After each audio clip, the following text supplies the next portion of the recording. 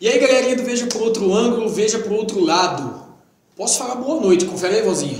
Eu acho que sim. Beleza, boa noite para vocês. Estamos aqui, na verdade, antes de mais nada, é um sonho meu, na verdade, acima de tudo, poder estar aqui com esse grande homem, Obrigado. Querido pastor, doutor e professor Rodrigo Silva.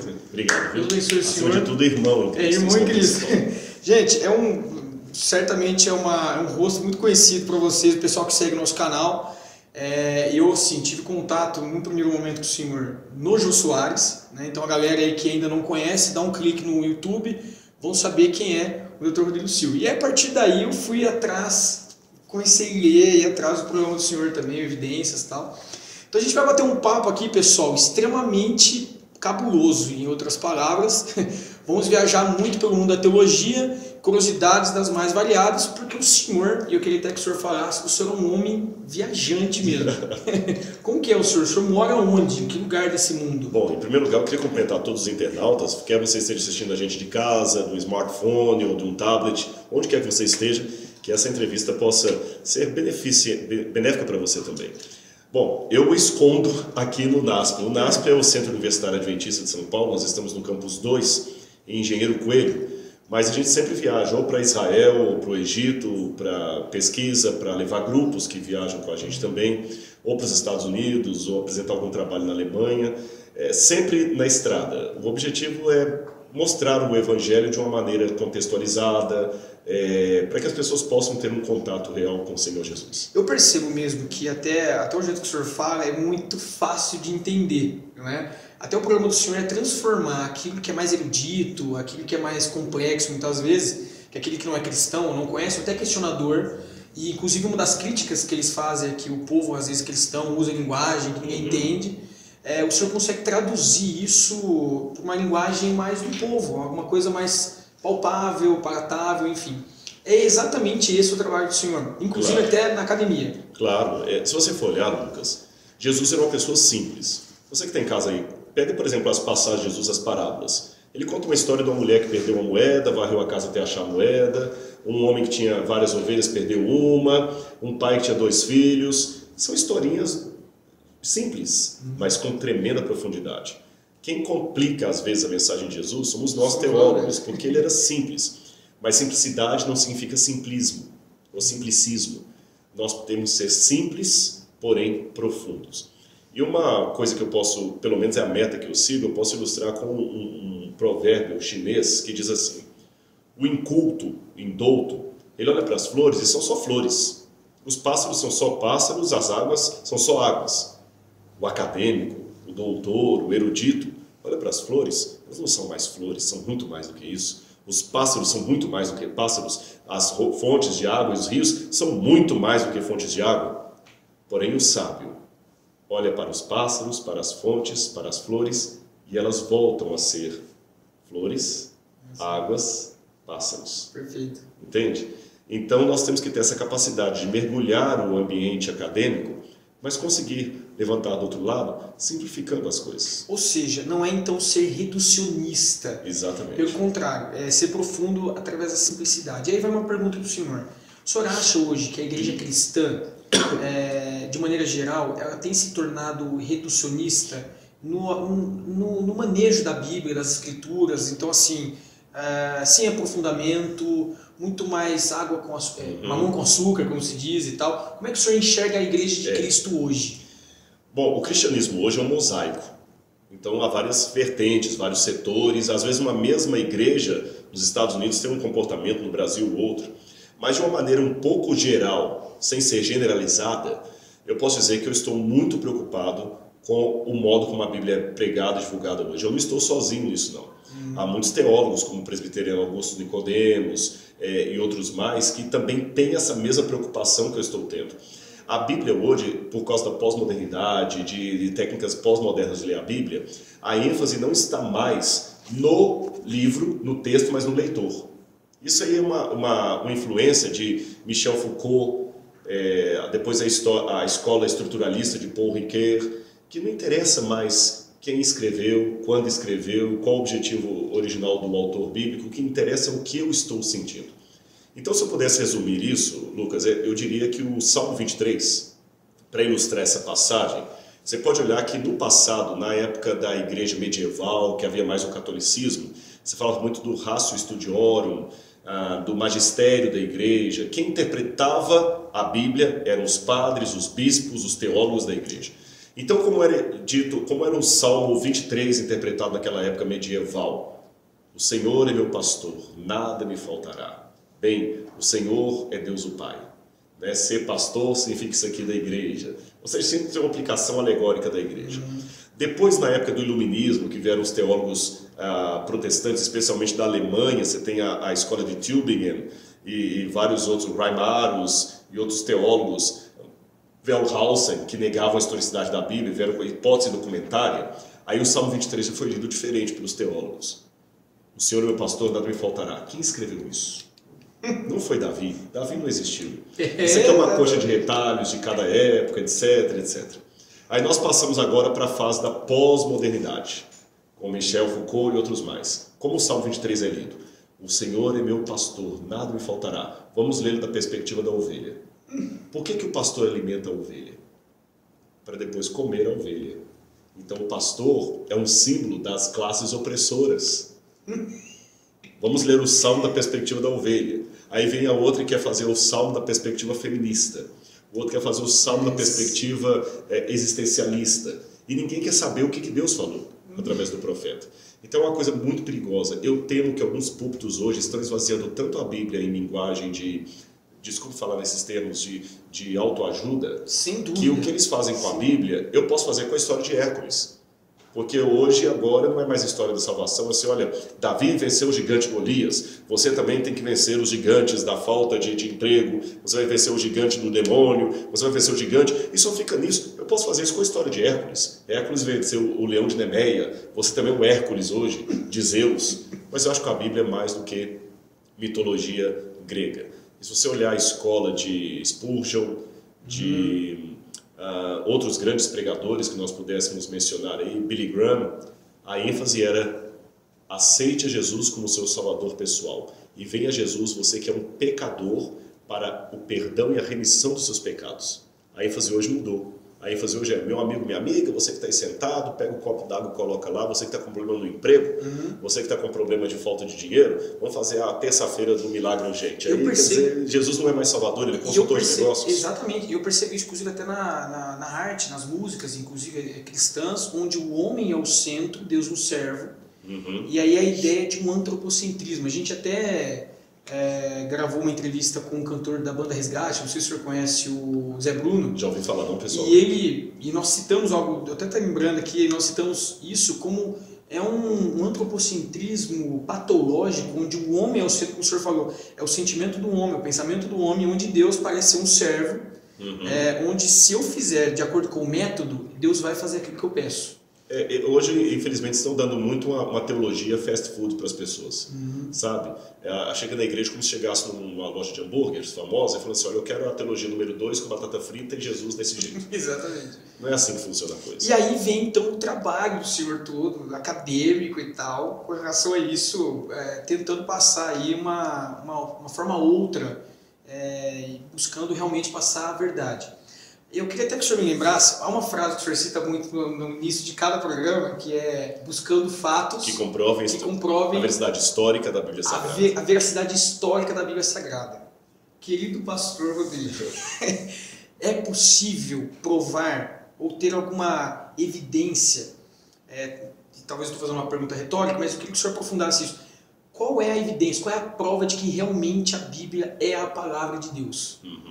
Bom, eu poderia dar várias aqui. Só quero explicar primeiro o sentido de prova em 2 níveis. Letra A. A Bíblia não precisa de prova que ela é a palavra de Deus, nem posso provar. Por quê? Deus é a autoridade máxima. E a característica básica de uma autoridade máxima é que ele tem fé pública. Eu vou dar um exemplo e você que está aí acompanhando do outro lado do seu tablet, do seu smartphone, vai entender. Se você está numa rua e um policial de trânsito fala que você estava em alta velocidade ou você estava estacionado em lugar proibido, ele dá uma multa, ele não precisa provar que você estava ali. Você que tem que provar que não estava, porque o policial tem fé pública. Quem tem fé pública já demanda que ele é honesto bastante. Não estou entrando no mérito da questão se existe policial honesto ou desonesto. Estou falando apenas do que diz a filosofia da autoridade. Quem tem fé pública não precisa provar a palavra dele, porque ele já é autoridade. Um juiz não precisa provar que ele está certo, ele dá o veredicto e ponto final, não precisa justificar.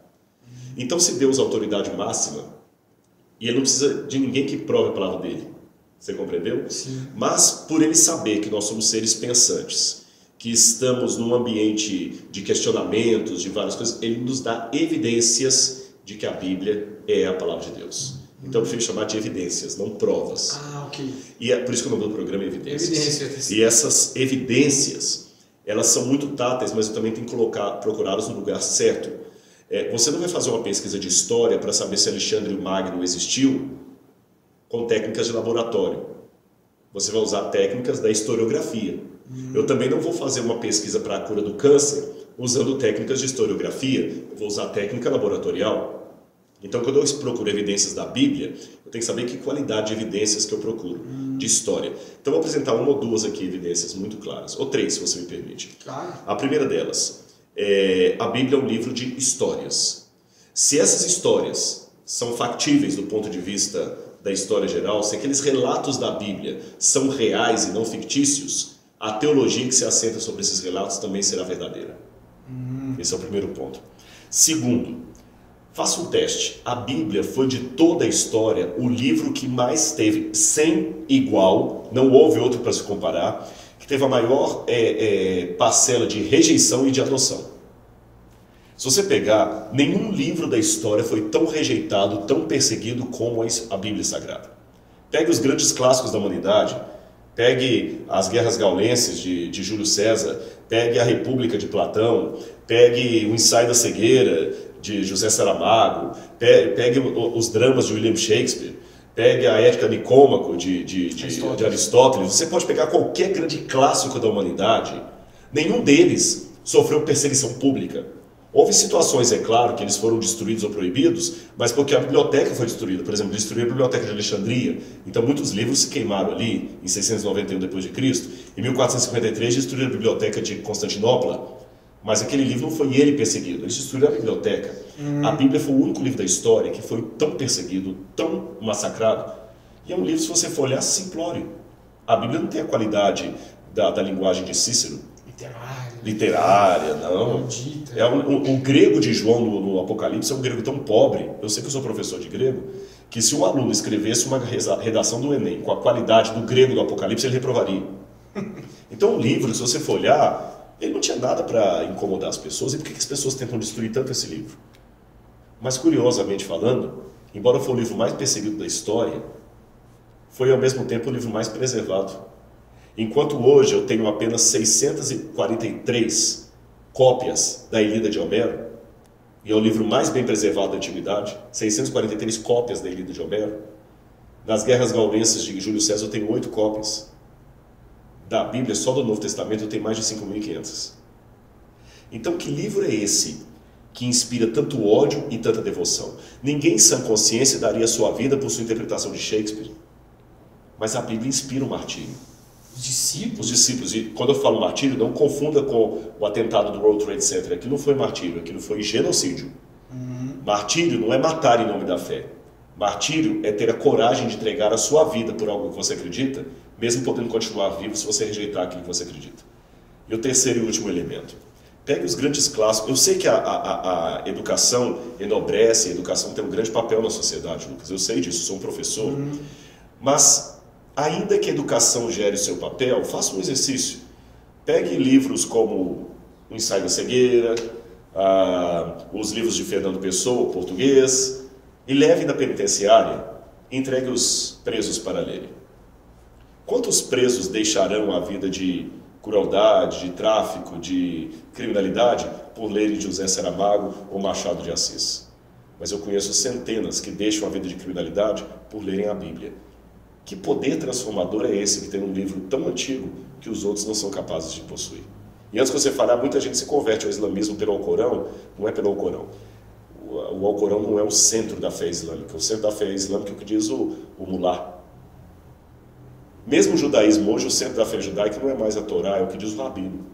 Sim. Não acredita no rabino, ele segue o que o rabino disse. A Bíblia é ela sozinha, ela vai e é usada por Deus e converte. Ou seja, não precisa da interferência de um padre, de um pastor. Tem algo nesse livro que eu não sou capaz de explicar racionalmente, senão pela inspiração divina. Porque ele, humanamente falando, ele é pobre demais para ter o recurso que ele tem de alcance literário. Essa possibilidade que o senhor traz é muito legal ouvir enfim, na análise da Bíblia as pessoas ainda ela levanta muita dúvida, né? Até a gente fala fora do ar, dentro das escolas teológicas, claro, as pessoas questionam muito, né? O senhor até deu o exemplo de Salmo 23 e tal, e fica naquela questão do que é e o que não é, o que é cultura, o que eu aprendi dentro da minha comunidade local, o que eu aprendi na cultura brasileira, sei lá o quê, ou o que é realmente um fato. Eu sou criança, estou nas fraudes da faculdade de teologia ainda, mas uma das coisas que me assustaram, por exemplo, sei lá, sobre Jó, Esther, Ruth, e eu falei, Senhor do céu, o professor falou assim, esses caras não existiram, não. Eu falei, então, Jó não existiu, e eu fiquei um tanto preocupado, assim. Outra coisa, por exemplo, o tal do povo Abiru, e que você não tem evidência, não tem nenhuma evidência, tem um professor que falou assim, não tem uma evidência literária da existência de Israel antigo. E eu comecei a me assustar, enfim, o que é fato, o que o senhor pode falar, principalmente do Antigo Testamento, depois eu vou chegar numa outra pergunta, mas o que o senhor pode falar dessas questões que são levantadas, o que realmente é e não é? Bom, eu vou começar do mais simples para o mais complexo. É lógico que a teologia hoje é um mosaico também, ela está dividida. Há teólogos mais liberais, teólogos mais conservadores, há o extremo do conservadorismo, o extremo do liberalismo. Eu não gosto muito dos rótulos, mas às vezes somos obrigados a usá-los apenas para que você entenda.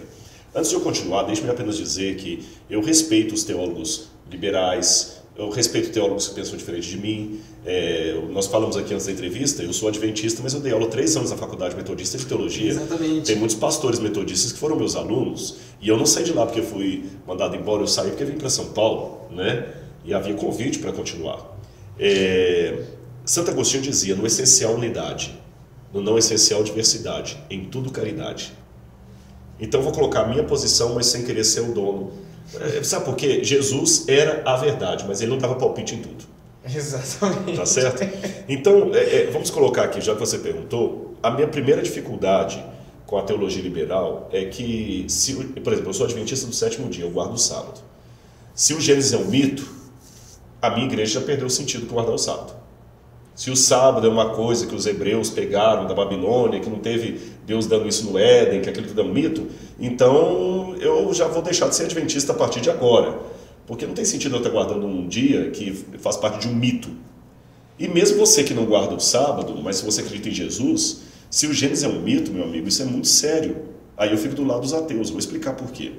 Se não houve Adão e Eva, se Gênesis 1 a 11 é um mito, é um conto da carochinha, uma lenda, uma saga, então não houve o pecado adâmico.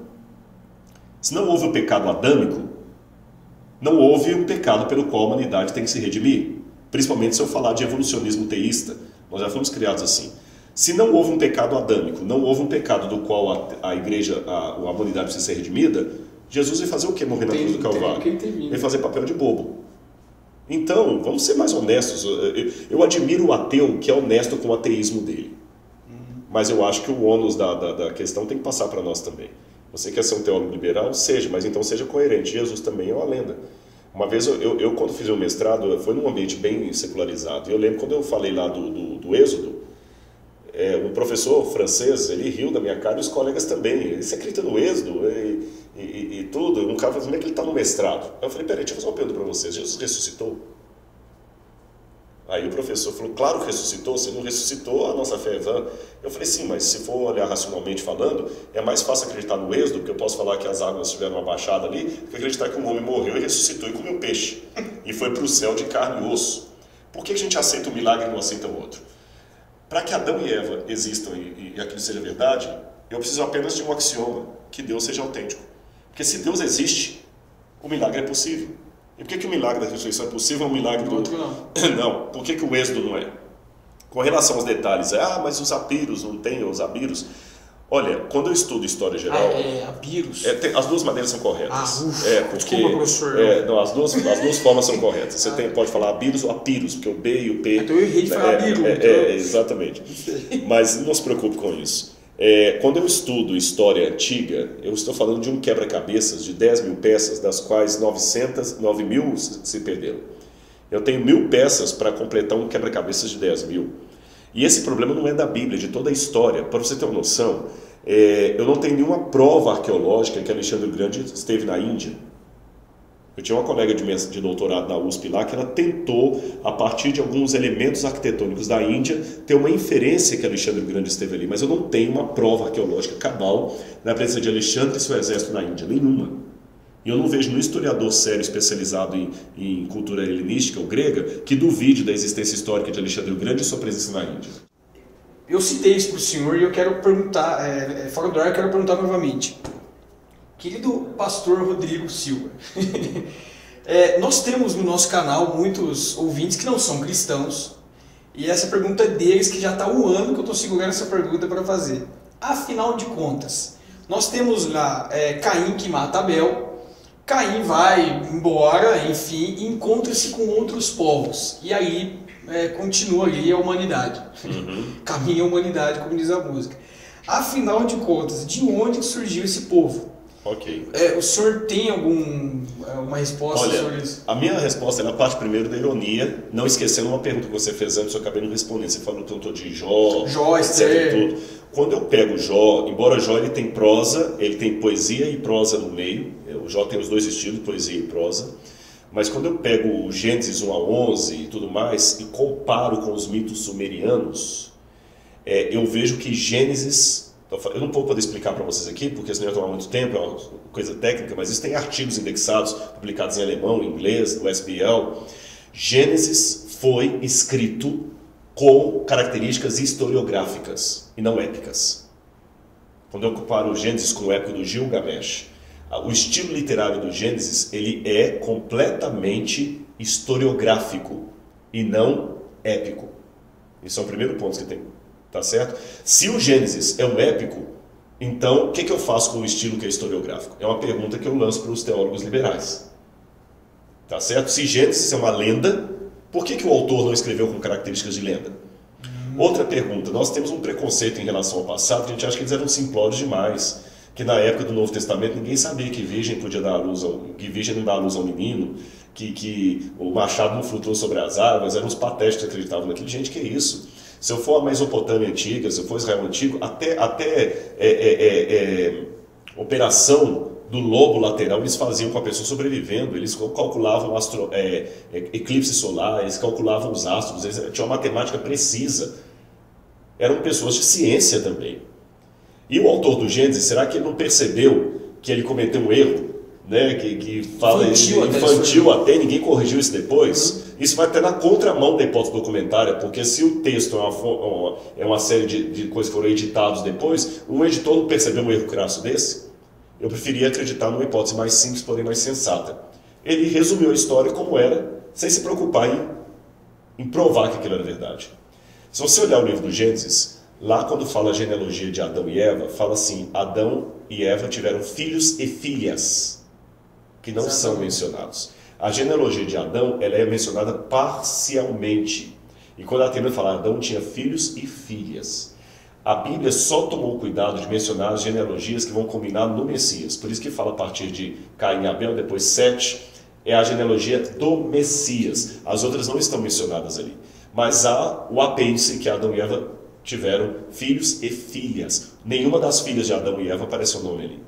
Então, com certeza, esse outro povo que Caim encontrou eram parentes, pode ter casado com uma irmã dele, uma sobrinha.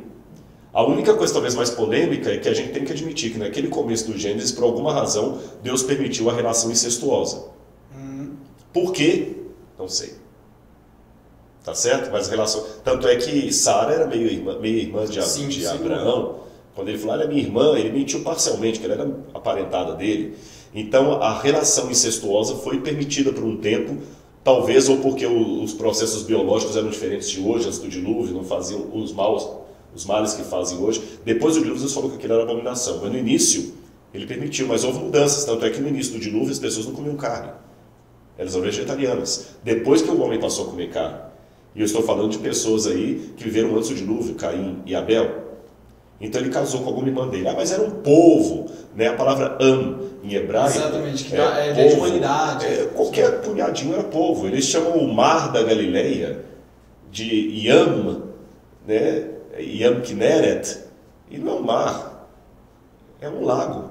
Mas para quem estava ali afastado do mar a 20 quilômetros, era muita distância. E qualquer concentração de água era um mar. Então ele pode ser um povoado qualquer ali, como eram as populações nômades da época, e fala que ele chegou a uma cidade, Ir, em hebraico, né? Cidade, e era apenas um povo aí com umas cabanas e tudo mais, parentes dele mesmo. Eu li também de um teólogo dizendo assim, olha, a ideia do crescer e multiplicar, a ordenança, ela vem antes, inclusive, de Caim, quando ele mata Abel, de ter ido encontrar os povos. Ou seja, até que ponto, exatamente isso, Adão e Eva eles se multiplicaram antes, porque o versículo 1 para o 2, para o 3, para o 4 não está em ordem. Não tem ordem, mas nós temos que tomar cuidado com o seguinte, o Caim era o primogênito de Eva. Caim era o primogênito de Eva. Tanto é que a própria tradição dos judeus interpreta que quando Caim nasceu, Eva pensou que ele seria o Messias. Caim era o primogênito, então não pode ter tido antes. Eu aceito que, exatamente, pode existir uma gap, um hiato, entre a morte de Caim e Abel, tá certo? E Abel encontrou esse povo. Que vem essa genealogia. Exatamente. Ou quando ele matou Abel, pode ser que Adão e Eva já haviam tido outros filhos nesse meio tempo aí. Ok. Tá respondido, eu acredito. Espero que sim. A outra questão que eu queria levantar, hoje eu vou perguntar tudo, vou sair com um trabalho, um mestrado aqui, se Deus quiser. O senhor fez um programa muito interessante sobre se Jesus teve ou não esposa. Jesus, eu quero rasgar aqui pro senhor. Jesus não deu, na nossa linguagem, não pagou um pau pra uma menina, assim, quando era mais jovem, entendi. Veja não gostava. Bem, eu entendo que a missão de Jesus não era casar. Por quê? Plano de Deus. Tá certo? Plano de Deus. Ele veio, eu até imagino, eu posso aventar filosoficamente, que se Jesus tivesse filhos e filhas naturais, ia dar uma complicação danada. Nossa. Não é isso? Eu sou descendente de Jesus mesmo, eu sou mais santo do que você, porque os irmãos dele já estão na igreja. Imagina filhos. Então ele não veio com esse objetivo. Segundo, nós às vezes damos uma ênfase no sexo como sendo quase uma necessidade de beber água e fisiológica, se não tiver aquilo a pessoa morre. Não, a Bíblia fala que alguns fizeram lucros pelo reino. E Jesus tinha a natureza, na minha opinião, a natureza adâmica anterior à queda.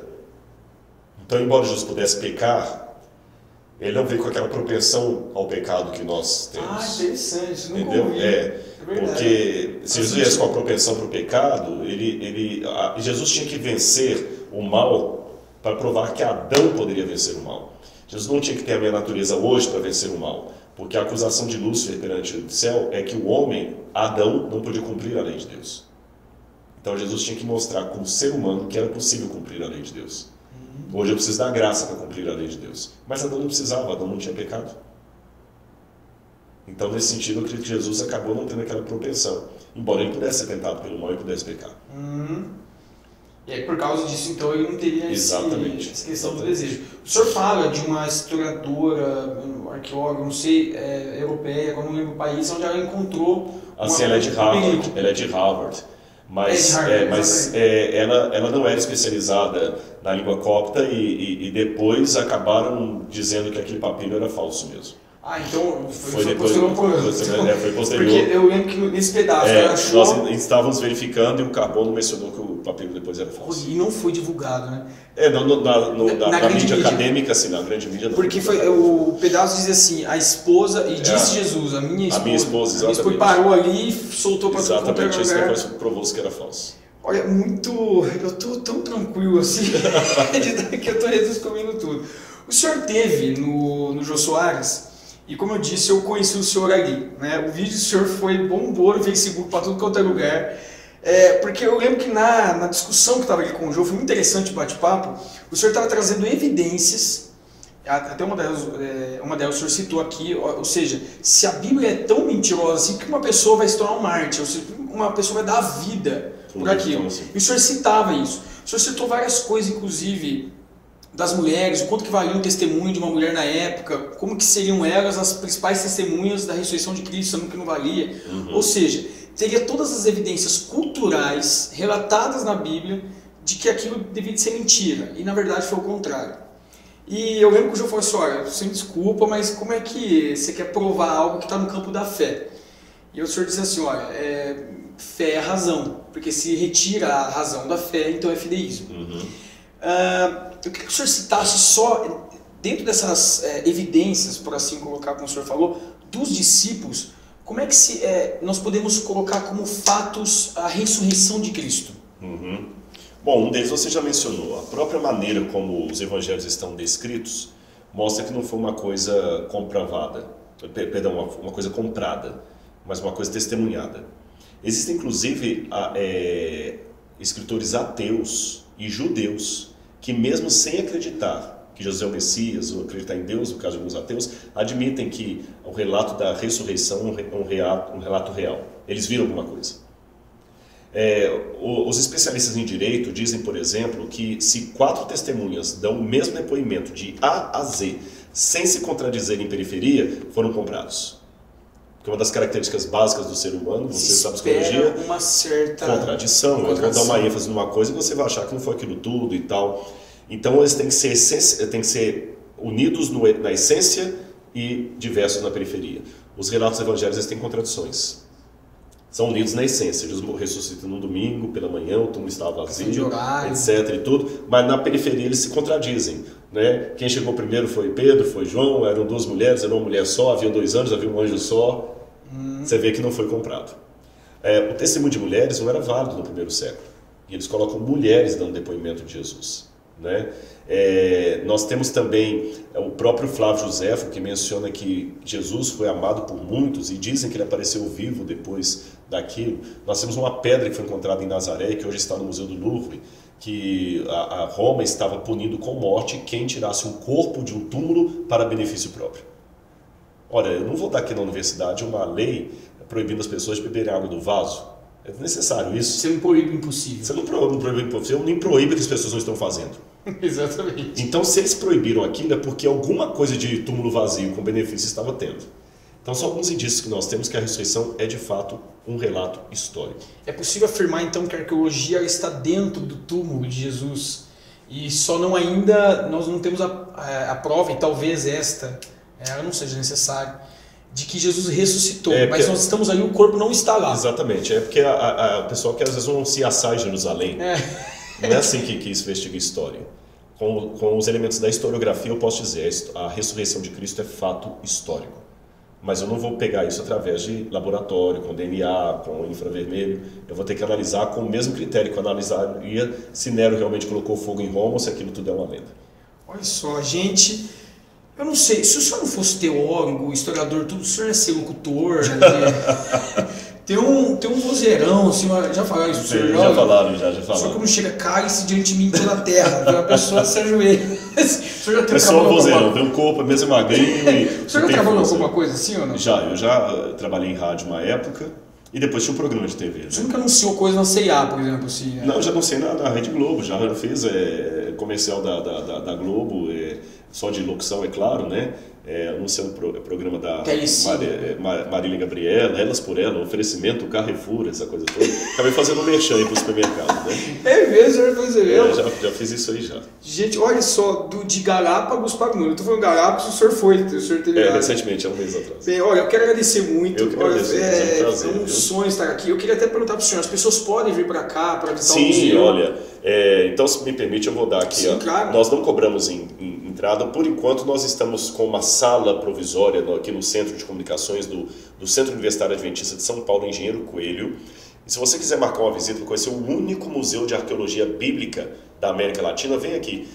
Ligue para o telefone 19 3858 9033. Repetindo, 19 3858 9033. Aí o pessoal vai te tratar muito bem, vai marcar. Você pode vir aqui, pega um carro. Nós estamos a 180 km de São Paulo, 60 km de Campinas. Muito perto. E você pode testemunhar que vocês já viram uma parte do acervo. A voz deu uma volta aqui, a gente viu até tem muita coisa interessante. Que você achou legal, Ai, fugiu agora o odre. Sim, o odre. Odre. Nós vimos os odres. Então tem gente que vem de escola dominical, vem pra cá, e eu fico feliz porque durante um tempo os adventistas eram considerados meio seita, né? Gente esquisita, porque guarda o sábado.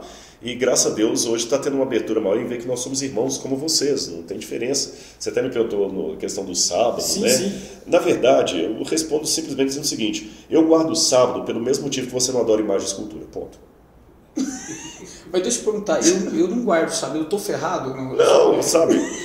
O sábado foi feito por causa do homem, não o homem por causa do sábado. E quem salva é Jesus, não é o sábado.